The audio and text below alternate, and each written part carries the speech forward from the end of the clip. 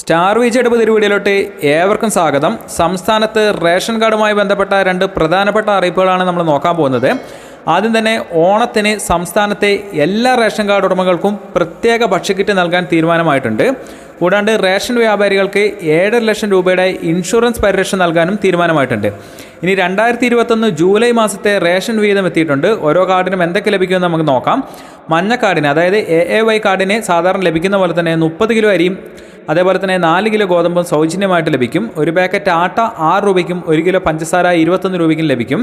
അടുത്തായിട്ട് റോസ് കാർഡിലെ ഓരോ അംഗത്തിനും 4 കിലോ അരിയും 1 കിലോ ഗോതമ്പും കിലോയ്ക്ക് 2 രൂപ നിരക്കിൽ ലഭിക്കും. അതേപോലെ തന്നെ ഒരു പാക്കറ്റ് ആട്ട 8 രൂപയ്ക്ക് ലഭിക്കുന്നതാണ് ലഭ്യതയ്ക്കനുസരിച്ച്. അടുത്തായിട്ട് നീല കാർഡ്, അതായത് NPS കാർഡ്, പൊതുവിഭാഗം കാർഡിന് NPS കാർഡിലെ ഓരോ അംഗത്തിനും 2 കിലോ അരി വീതം കിലോയ്ക്ക് 4 രൂപ നിരക്കിൽ ലഭിക്കും.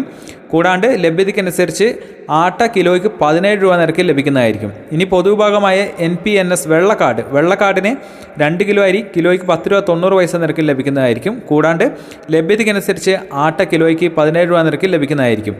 അടുത്തതായിട്ട് അത് പൊതുസ്ഥാപനങ്ങൾക്കുള്ളതാണ് NPI കാർഡ്. ഈ കാർഡിന് 2 കിലോ അരി 10 രൂപ 90 പൈസ നിരക്കിൽ ലഭിക്കുന്നതായിരിക്കും. കൂടാണ്ട് ഓരോ താലൂക്കിലെ ലഭ്യതയ്ക്കനുസരിച്ച് കാർഡിന് 1 കിലോ ആട്ട കിലോയ്ക്ക് 17 രൂപ നിരക്കിൽ ലഭിക്കുന്നതായിരിക്കും.